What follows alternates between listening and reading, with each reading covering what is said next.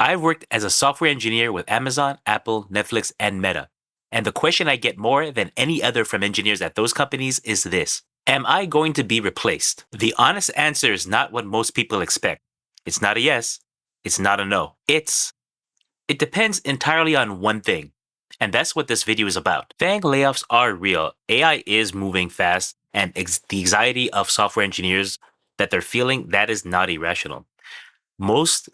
The thing is, most engineers are scared of is the wrong thing. They think AI is coming for their role directly, and the actual threat isn't AI itself. It's software engineers who know how to use AI, making everyone else slower and more expensive by comparison. Having worked at AI, basically working on AI projects for Amazon, Apple, Netflix, and Meta, the conversation inside those companies is not how do we replace engineers. It's how do we find engineers who could build with AI. So this isn't an existential threat. It's a positioning problem. This is the part I need you to understand. AI handles pretty much the repetitive, predictable, low context parts of software engineering. So doing like the boilerplate code, documentation, basic debugging. That's what AI is really good for because it's just kind of repetitive, doing kind of like the same thing, the same type of pattern. What it cannot do is basically understand the business context behind the problem and basically take that and interpret it and put it in a case or make a judgment call that is relevant to the company and the stakeholders and basically own the outcomes of it and to translate a real company problem into an AI solution. The engineers who are struggling are the ones whose entire value lived in the parts AI just got good at. So if AI could do it, then you don't necessarily need the engineers to do things like boilerplate code or documentation. Those are already solved, right? But the engineers who are thriving are the ones whose value lives in parts of AI still can't touch.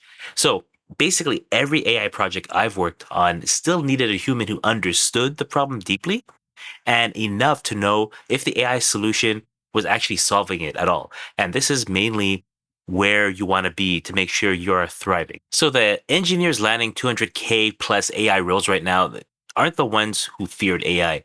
They're the ones who picked it up and made themselves 3 times more productive with it.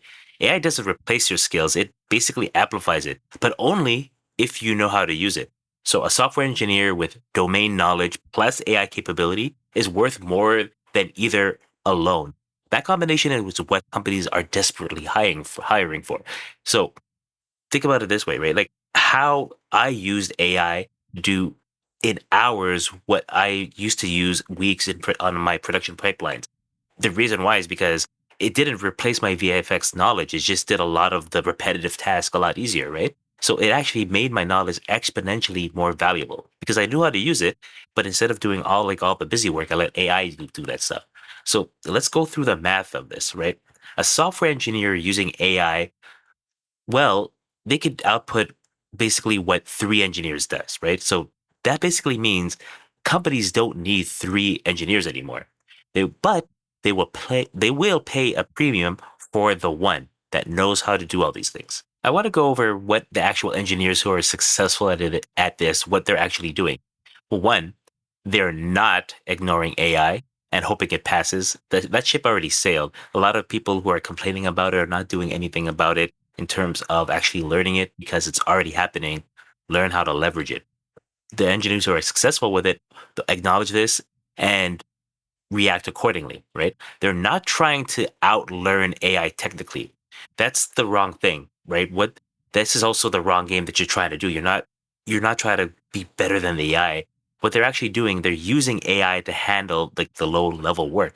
So what they could do is basically speed up their workflow and spend more time on high value work, such as the judgment of it. Like what is the business problems and what are the outcomes that they're looking for?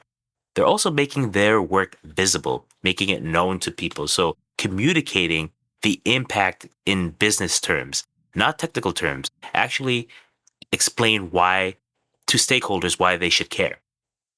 The engineers who get pulled into the most important projects at big companies, they're the ones who can actually take complex AI problem and make it legible and to decision makers, make it understandable, make them understand what it actually means, the impact, so they can actually make an informed decision. And that skill is rarer than any technical certification you could find out there. Here is a big information or a big opportunity that nobody at FAANG is talking about right now. And here's a pivot that most FAANG engineers they miss. The biggest AI opportunities right now is not inside FAANG companies. Sure, when you think of a FAANG company like a big company like Meta or Amazon, Apple, Netflix, Google, any one of these places, you think synonymous is to AI, right? Which is true, but there's so many companies outside of big tech, such as finance, healthcare, logistics, media, anything you could think of, you name it. They are actually desperate for software engineers who could build AI solutions for their specific domain because they need to use AI as well, but people are not actually thinking about them, right? Those companies are paying 200K plus and competing very hard for talent that FAANG used to absorb exclusively. So anyone who knew AI would automatically go to big tech, but all these people want to use it as well. So a FAANG engineer who adds AI engineering skills has more options, right? And they have more leverage right now because at any point, more leverage right now at any point the last decade because AI is such a hot topic. AI, everybody wants to integrate it. They don't know how, but they know they want it for their specific domain. So the transition isn't starting over for a software developer. It's about 3 to 4 months of focused work on top of what you already know. So the window is real, but it moves with the market. AI is not going to replace you, but staying still while every engineer around you adapts is the one move that actually puts your career at risk. The engineers who figure this out now aren't just safe, they're in the best position this industry have seen in years. Because if you're not riding the wave, you're going to be swept under it.